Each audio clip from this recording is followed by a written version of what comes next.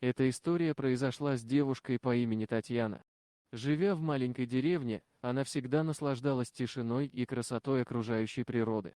Но однажды, решив прогуляться по окрестностям, ей пришлось столкнуться с неприятным и опасным событием. Татьяна вышла из своего дома и направилась по извилистой дорожке, ведущей через поля и леса.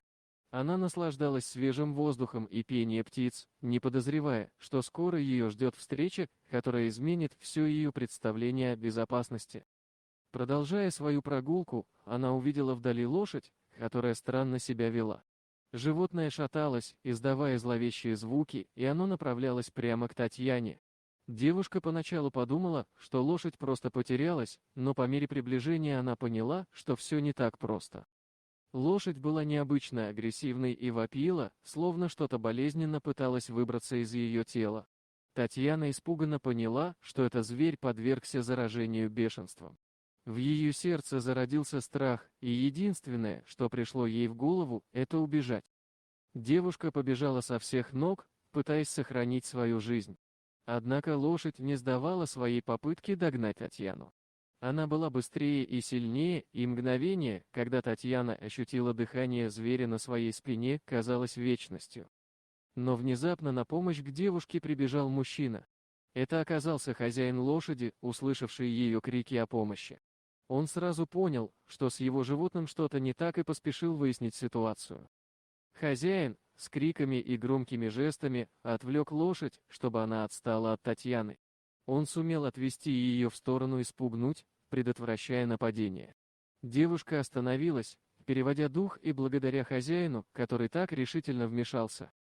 Позже, когда все угроза миновала, Татьяна и хозяин лошади поговорили о случившемся. Оказалось, что лошадь действительно была заражена бешенством, и хозяин, зная о ее опасности, собирался вывести ее к ветеринару на лечение. Однако животное сумело сбежать, и он уже боялся, что кто-то может пострадать. Татьяна была потрясена этой историей. Она осознала, как внезапно и страшно может измениться ее жизнь из-за одного случая. Она была благодарна хозяину за его решительные действия и спасение ее от нападения бешеной лошади. Через несколько дней, когда все утряслось, Татьяна узнала, что лошадь была вынуждена быть усыпленной из-за невозможности ее лечения.